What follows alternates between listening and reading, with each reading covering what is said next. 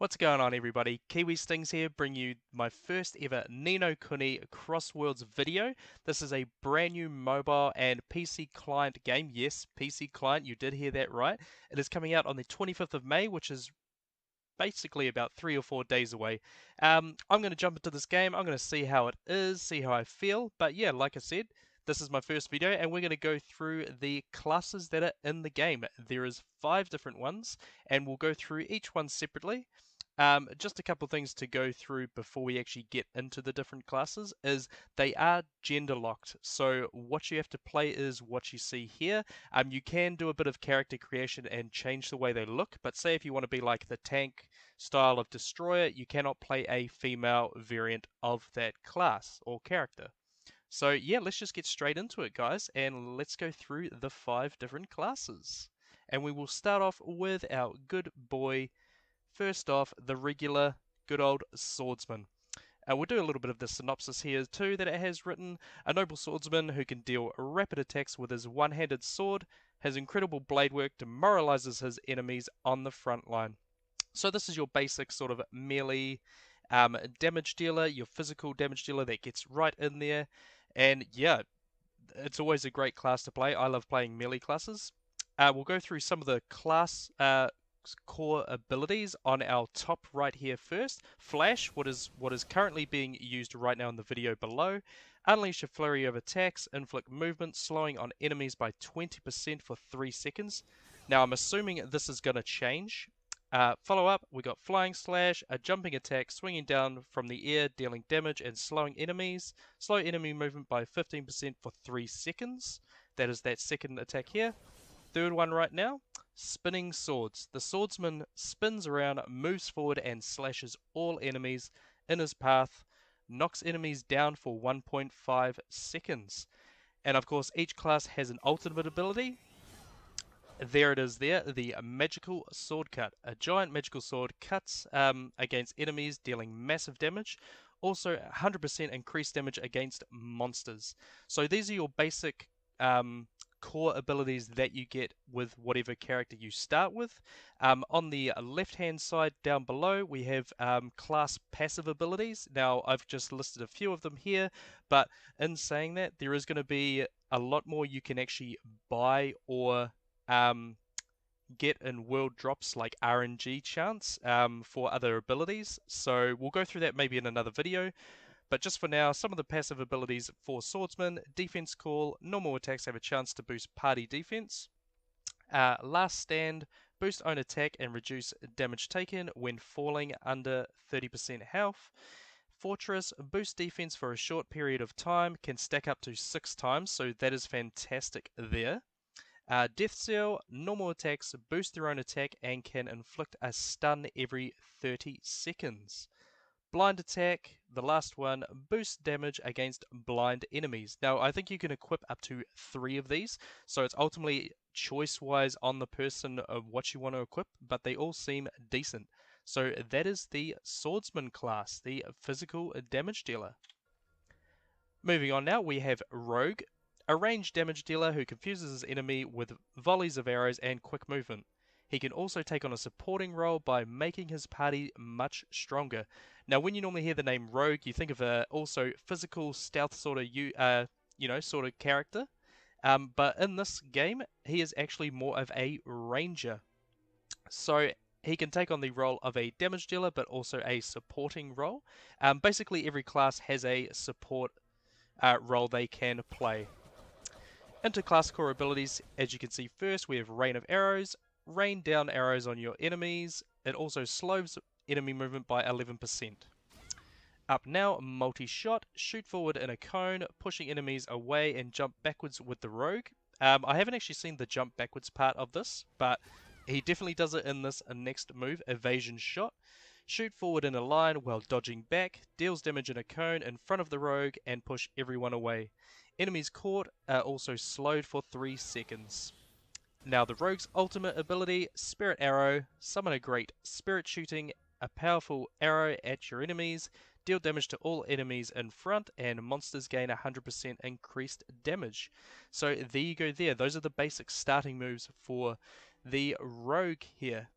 Yeah, so basically, as I was saying, each class can basically become a bit of a supporting character too. They all have sort of support skills to help the rest of the team out in groups with other players. Onto the rogues' passive abilities now. We have quick move. Every 5 attacks increase your attack and movement speed by 4 or 5 seconds. So really, really decent one there. Burst charge. Increase your party's ultimate gauge gathering.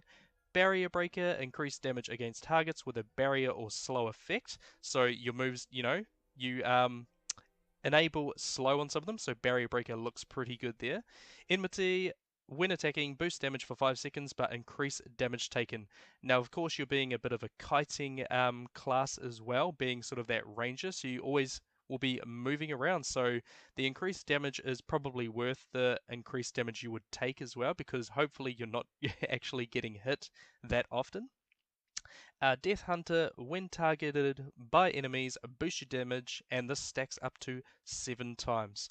Pretty decent skill there for the rogue class.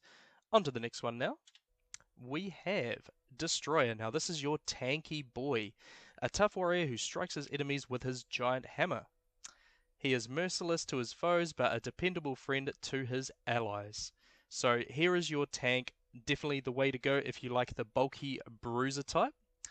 Destroyer class core abilities. We start off with the first one here. It is full swing. As it says here, spin to win. Each spin deals damage, as you're about to see in the video below. That is what it looks like. A beautiful starting skill there. Brutal Strike is the next one. Swing your hammer twice, dealing damage, knockdown for 1.5 seconds, and of course the first attack deals a certain amount of damage with the follow-up attack. The second attack does more. Ground Slam now. Leap into the air, slamming down on enemies, jump forward, dealing damage, and slow down enemies by 20% for 3 seconds. Here is the Hammer of Fury, his ultimate ability. Summon a giant hammer to crush down your foes, deal damage to all enemies in an AoE area, deals 100% more damage against monsters. So you sort of see the trend here with the ultimate ability. They do 100% more damage to monsters overall, it seems to be. Going into some of his passive abilities now. Just Guard, chance to reduce all damage for 7 seconds when taking hits. So, of course, we're going to make him bulky and bruisey, so definitely a solid one there. Indomitable Soul, heals you when falling under 20% health. Oath of Revenge, boost defense, attack speed, and movement speed on taking large damage. Very nice. Counter Slow, on taking damage, chance to reduce enemies, attack speed, and movement speed. And finally, Stand Firm. Each time you take damage, there is a chance attack cannot be more than 50% of your health. So really solid options for a tank right there. Okay, let's go on to the fourth out of the 5 classes. It is the Engineer. Engineer, a weapon expert who can wield various firearms such as rifles. She is also a helpful ally who can heal her friends on the battlefield. Now, this doesn't actually come across to me as a regular healer. This is the healer of the game. Normally, you think when you think of healer, you think like a mage with a staff in it, but the healer in this game is a gun wielding unit, which is pretty cool.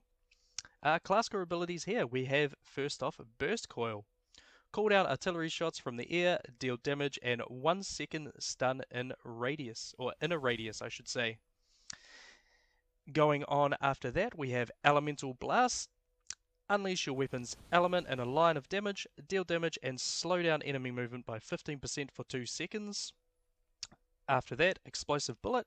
Fire a powerful bullet in a line, shoot an explosive bullet creating a circle AoE explosion. Pretty cool there. Now, Artillery Strike, ultimate ability. Summon 2 cannons that deal to enemies in front of you, deal damage to enemies in front of you, and deals damage in a line in front of the Engineer. Monsters take 100% increased damage. Sort of wrote that twice, I think, right there, but that's okay. Yeah, as you can see, not only is it a healing class, but it does put out a bit of damage, which is super good. Into some passive abilities now. Protection of Light.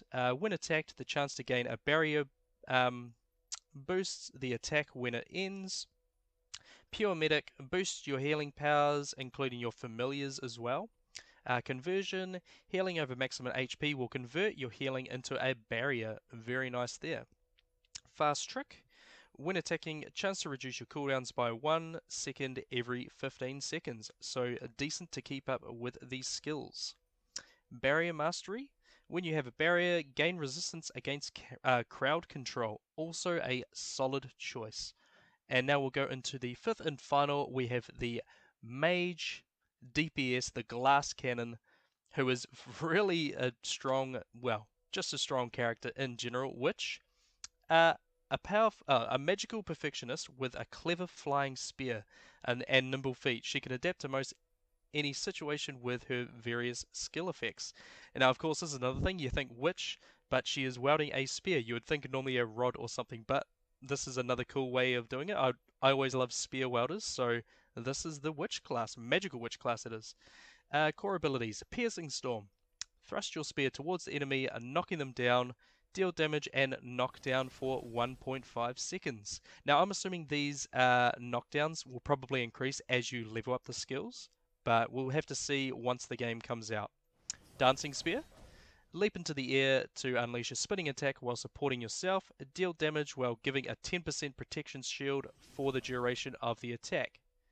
Storm Spear there. Spin your spear around, dealing damage and slowing enemies. Deal damage and slow enemy movement by 20% for 3 seconds. Ultimate ability there. Rain of Spears. Rain down spears from the sky to destroy your enemies. Each spear deals 80%, and monsters take 100% more damage. I'm assuming, like I just said, that 80% damage is maybe just the starting level, so I'm sure this will increase as you maybe level up skills. I'm not too sure on that. Into the passive abilities for the Witch class. Some of them, Rapid Stream. Normal attacks have a chance to boost party attack speed, so here's a bit of a supporting skill there. Armor Crash. Normal attacks reduce enemies' defense for 6 seconds. It stacks up to 5 times. Bright Mirror. Every 8 basic attacks increase damage and guarantee a critical hit. Final Illusion. Boost defense under 20% HP for a duration of time.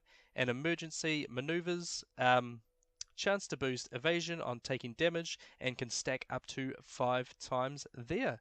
So yeah, that is the 5 classes, guys. So yeah, choice is ultimately yours. I mean, each class really looks unique and fun in their own way. The one I'm maybe going to play, if you guys are curious, I'm still 50-50 on the choice. Swordsman has always been like a regular one I sort of play, but I might vary away from that. I always normally play, in most MMO games, I normally play a rogue, but the rogue is not the standard regular rogue in this case, so it's more of a ranger, which I do like rangers anyway. So it's going to be a toss-up between ranger and no, not swordsman, and actually engineer. Engineer is another one I like because I like guns, since it's a gunner basically, and it has heals. I mean, you guys play whatever you want to play. There is going to be, F2P basic skills we went across right now in this video is what you're going to be running in the game. Now there is, other abilities you can buy or get dropped in the world with RNG to make you more powerful. But regardless of that, I reckon you guys should just play whatever class you want to play, enjoy the game how you want to enjoy it. And yeah, so toss up for me, rogue or engineer is going to be my one that I want to pick from. Still not decided yet. I'll probably pick on the day. But yeah, I just wanted to throw that out there, guys. I'm going to probably bring out more Ni no Kuni Crossworld videos. So hopefully I see you guys later. Let me know down in the comments which class you guys are looking forward to the most. And yeah, we will catch you all in the next one. Wherever you are, have a great day or night. See you later.